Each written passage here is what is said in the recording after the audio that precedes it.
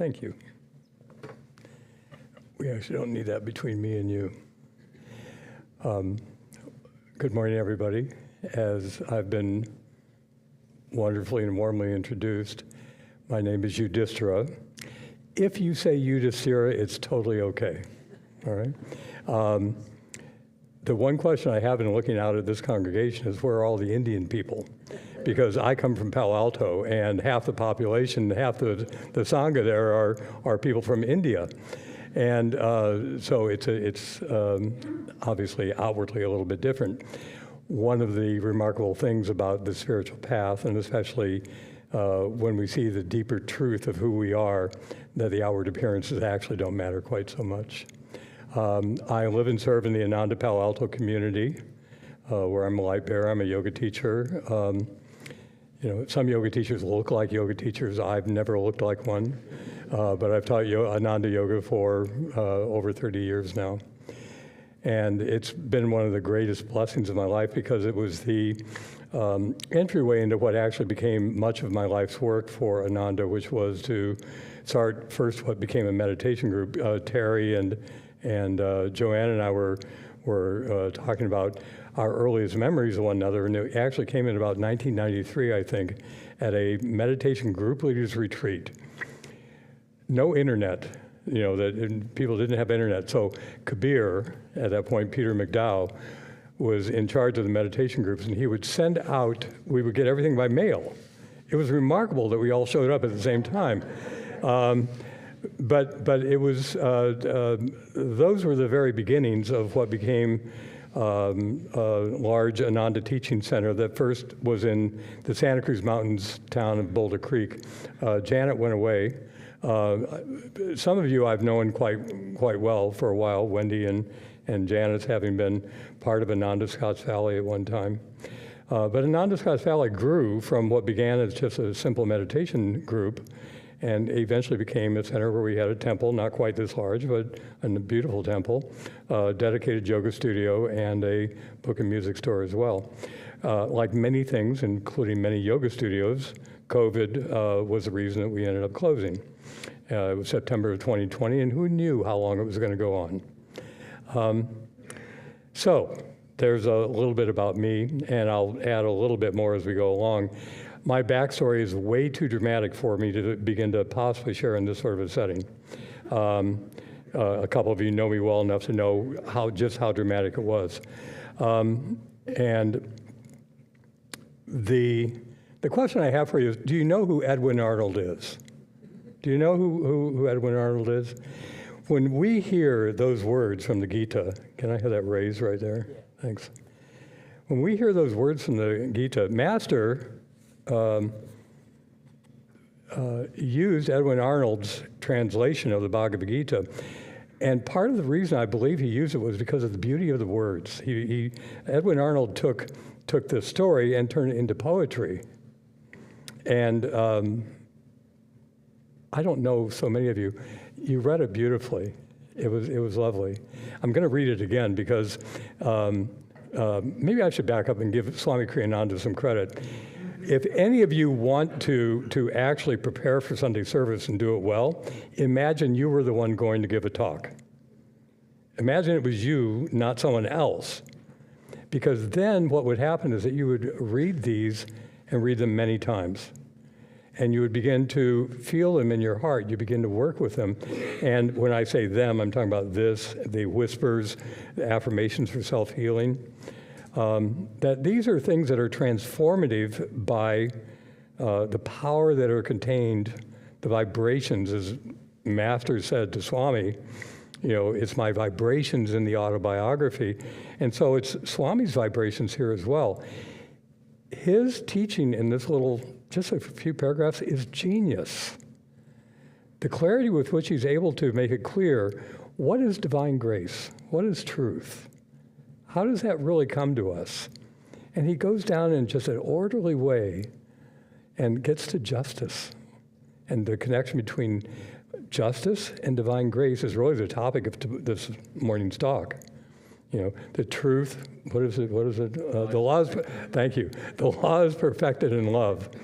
And But these are Krishna's words. Remember, this is at the end of the Gita. This is, where nearly everything has been wrapped up. And Krishna says to Arjuna, because he's told him this before, nay, but once more, take my last word, my utmost meaning have. Precious thou art to me, right well beloved. Listen, I tell thee for thy comfort this. Give me thy heart, adore me, serve me, cling in faith and love and reverence to me, for thou art sweet to me. And let go those rights and writ duties. Fly to me alone. Make me thy single refuge. I will free thy soul from all its sins. Be of good cheer. So that's God, that's Divine Mother speaking to us. Here is Krishna to Arjuna, but really, precious thou art to me. And every time I read those words, my heart has a little bit of a thrill, because there's that greater truth. This matter of, thank you. Some of you knew who Edwin Arnold is, or was. I'll bet all of you know who Eckhart Tolle is. All right? I don't have my phone up here just in case I get a text message, by the way. There's something on it that I wanted to read to you. Eckhart Tolle had an unusual experience. He had a moment of awakening. And if you've read his book, The Power of Now, you'll know that it happened for him literally as he was contemplating suicide. And he went to sleep, and when he woke up, something had changed. You may remember his story that he spent years on a park bench, completely happy. He was in bliss. He didn't have any way to express what had happened to him. So he had that momentary awakening. And I've always found that inspiring. However, for most of us, it doesn't work that way. For most of us, it begins a little more slowly, picks up speed, perhaps. And sometimes, and this is the odd thing I don't get, that sometimes we have these moments of clarity, these moments of complete connection with God, and then we forget it. So it's not a clear-cut path. It doesn't always go one way. But the opening to Eckhart Tolle's second book, on what is A New Earth, thank you. All right. It begins with chapter 1, which is this. I just want to read a couple paragraphs. It is one of the most beautiful openings to any spiritual book I've ever read. It says, Earth, 114 million years ago, one morning just after sunrise, the first flower ever to appear on the planet opens up to receive the rays of the sun. Prior to this momentous event that heralds an evolutionary transformation in the life of plants, the planet had already been covered in vegetation for millions of years. The first flower probably did not survive for very long, and flowers must have remained rare and an isolated phenomena, since conditions were most likely not yet favorable for a widespread flowering to occur. Much later, those delicate and fragrant beings that we call flowers would come to play an essential part in the evolution of consciousness of another species.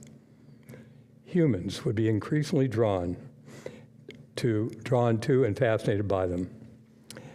And that little metaphor of a flower opening is very much like that moment in which all of us begin to become aware, when we begin to wake up, when we begin to realize that what's going on here on this planet is not especially fair.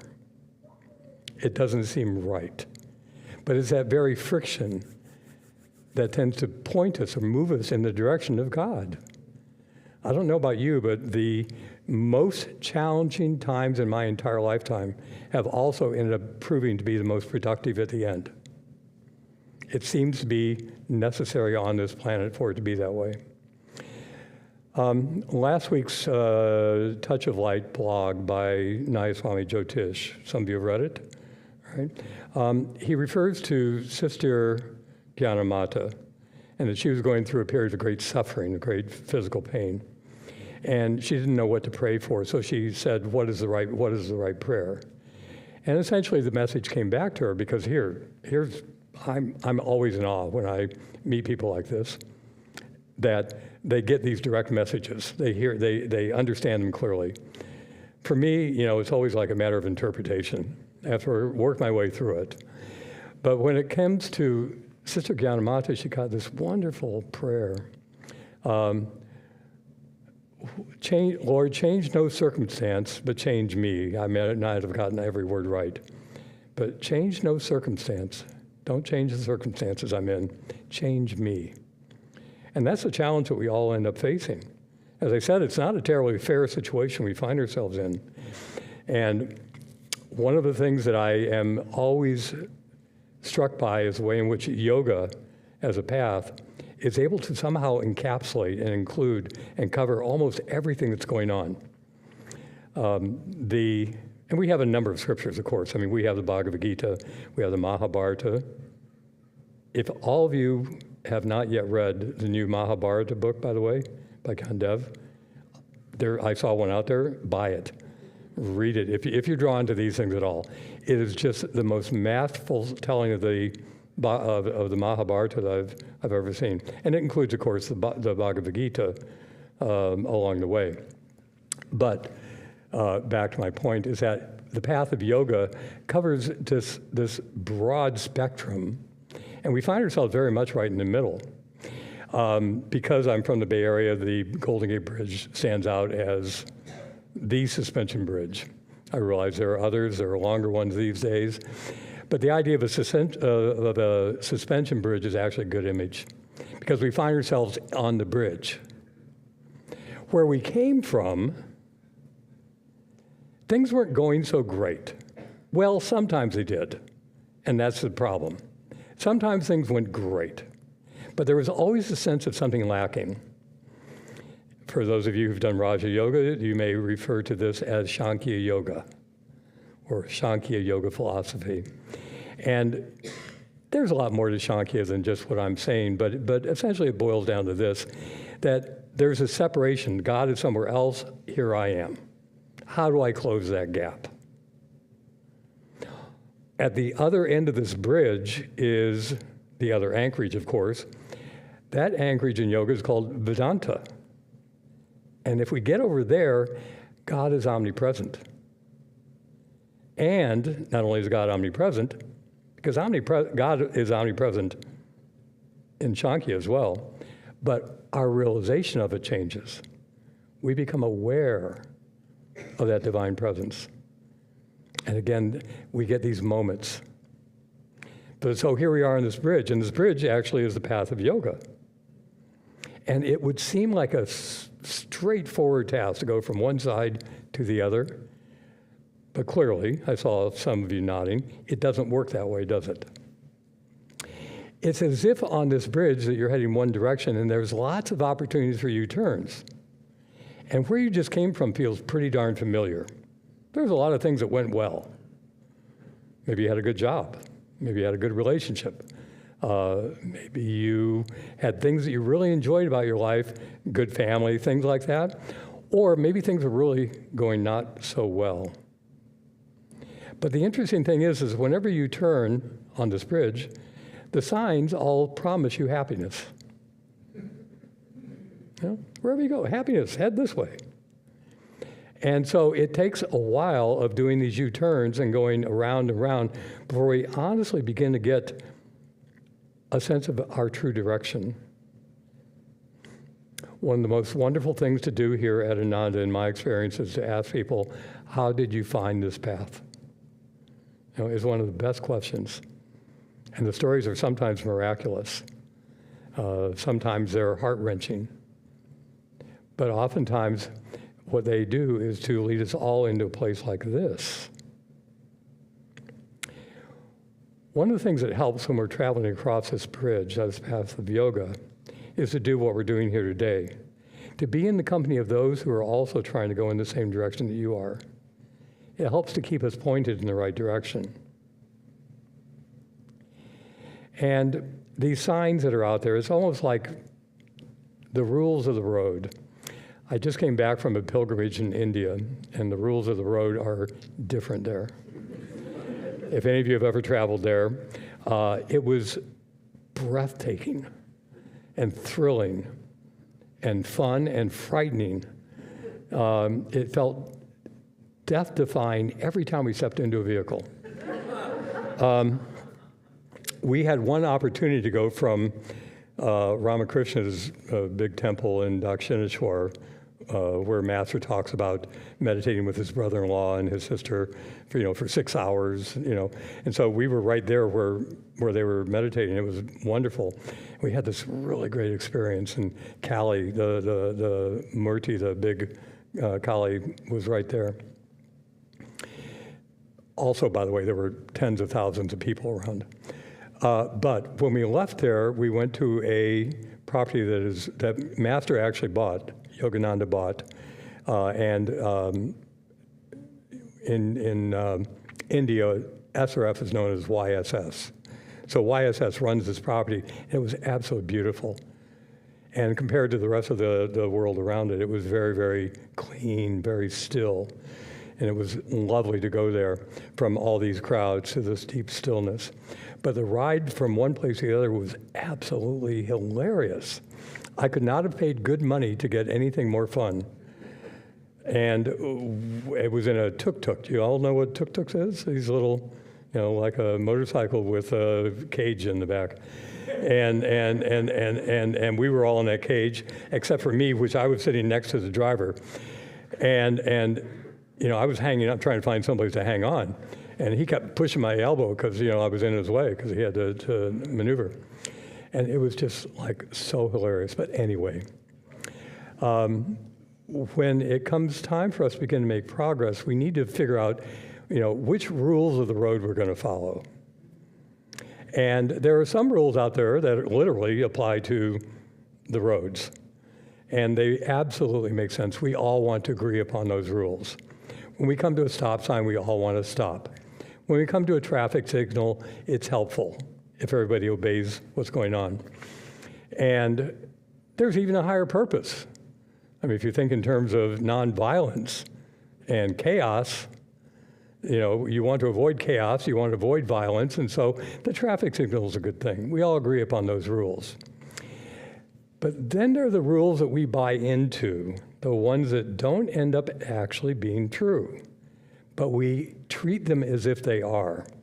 They come in two sorts. One is sort of like church dogma, religious dogma. And I don't know what, some of you might have been raised in churches. I know that, within Palo Alto, there are people who are recovering Catholics, people who are recovering Jews, people who are recovering Hindus, and they've all found this common place at Ananda. And we are looking for the laws that actually work for us. And there is no dogma. It's one of the most challenging things about this path. Our mind is so conditioned to dogma. My daughter-in-law was raised in the Mormon church, the Latter-day Saints, as they like to be called these days. She was raised in the Mormon church, and it took her until she was 40 years old to realize that it was not working for her. The patriarchy of it all, the dogma of it all, the money factor of it all, none of it was really working for her. And so she began to turn away from that. And along with it, turning away from the church, also went many of her friends. So there was some discomfort in her life. She texted me the other day and she said, you'll never guess what I'm listening to, what I'm watching. And she was watching Ask Asha on YouTube. And so she's clearly moving in, at least by my standards, in the right direction. But the question becomes, are there rules, are there laws that we can follow that actually have their origin in God, and that actually, if we follow those rules, bring us back to God?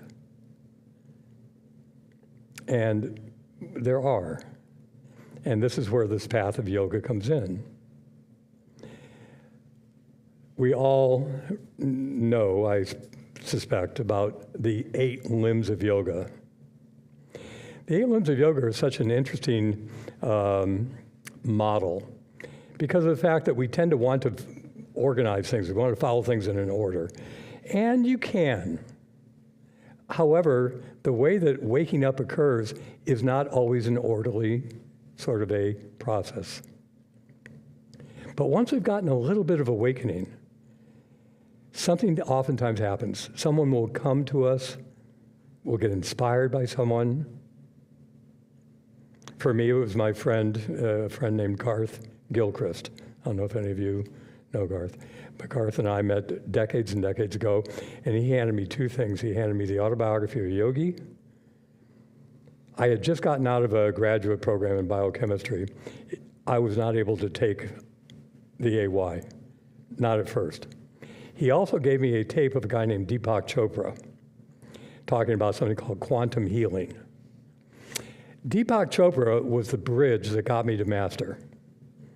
And it made sense because he was able to take Western medicine, Eastern medicine, Western science, Eastern science, and find common ground. So then when I went back to the AY, it not only made sense to me, but I suddenly saw these words, Kriya Yoga. And at that point, there was nothing that I would not do because something had been awakened within me. So that's often how it is for us, is that somebody comes to us and says, here's another option. You know, I can see things aren't going so well for you. Maybe you're interested in something new. And so that's how it happened for me. But the rules of the road, the laws that we want to follow, are actually listed out pretty clearly in the yamas and niyamas. Those words have meaning for most of you. These are 5 things the 5 yamas. Yama means control. And you basically want to not do these things. You don't want to cause harm. You don't want to lie. You don't want to steal things. You don't want to let your senses run wild. And you don't want to hoard onto stuff that even if it is yours. Those are the 5 yamas. Then there are 5 things that you do want to do. These are are they laws? I don't know. They're not really laws. No one's telling you have to. There's not going to be any, well, I guess there could be punishment, I suppose, if you didn't. But when it comes to the niyamas, these are things that we want to do. These are things like we want to look within ourselves. We want to be contented with what we have. Santosha is one of those niyamas. And so that's why I'm looking at my friend Santosha here. All right, because contentment is one of those things that we want to be able to do. One of those niyamas is interesting. Well, in fact, let's take a yama and talk about it a little bit in terms of satya, non-lying. And why would it be that we would want to not lie? It has different levels to it. I mean, at the beginning, it's simply a matter of people trusting what you say. And that's a good thing. But as it progresses, as you get better at satya, what happens is that you begin to see the world as it really is, not trying to wish it to be different. And then, if you follow it a little bit further, what you find is that you begin to realize that Divine Mother, God is present everywhere I go. So even this one little law, when followed all the way through, brings us right back to Divine Mother. And how about tapasya? That's one of the niyamas. Tapasya is that one where things are going really bad. Things are tough. This is a difficult situation that I'm in. And tapasya teaches us through practice how to take things that are difficult and begin to turn them to our advantage.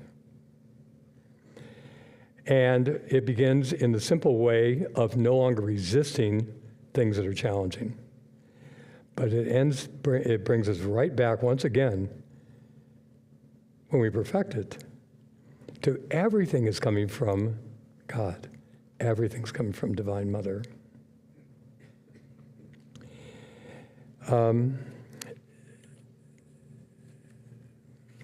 I do want to add one little, I didn't mention this, but I've been a science teacher for decades. And there are, within science, every single core science tenet or principle has its origins in the divine. And I could give you many examples, but the most basic one is a good one. You all know how to make a magnet. If you don't have a magnet, but you've got a bar of iron, do you know how you can make a magnet? You can pound on it a good long while. And what you're basically doing is pounding on that piece of iron, and some of the molecules begin to line up, and it's a little bit of magnetism. That's how tapasya works for us. That if we go through enough tapasya and just suffer, so we're going to begin to make a little bit of progress. However, you can also begin to put yourself, if you want to make a magnet, you can take your bar of iron and you can take an existing magnet and you can stroke it in one direction and you begin to line those molecules up. And pretty soon you have a magnet that works pretty well. It'll pick up some paper clips. If you want that magnet to be permanent, you will not only stroke it, but you will then sit it side by side with the other magnet, go away and wait for a while. And in time, what will happen is that the two pieces of iron, the magnet and the magnetized bar of iron, will be equally magnetic. That's why it is for us that we come to places like this. That's why we hang out with people, so that we get magnetized. And the ultimate is not, of course, one another, although that's helpful. It's the gurus. That's how we get magnetic, is by attuning ourselves, by putting us in close proximity to the gurus. I'm looking at the clock, and so I think that's going to be almost it, except I'm going to read to you a whispers. Padre, you're amazing. Thank you.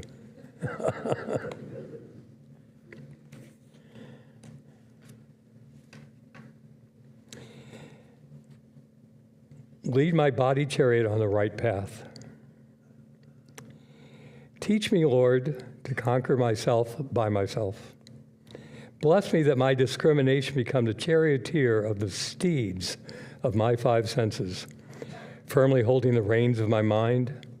Let my soul, riding on the wheels of discipline in the little chariot of my body, drive triumphantly over the speedway of earth lives until, on the last lap of the last race, it finds itself safe. O King of Kings, I'm sorry, let me back up.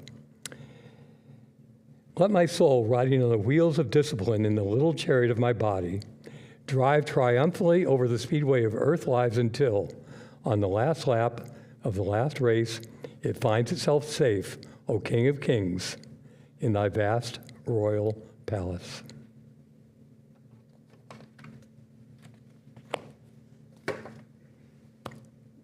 Blessings and joy to you.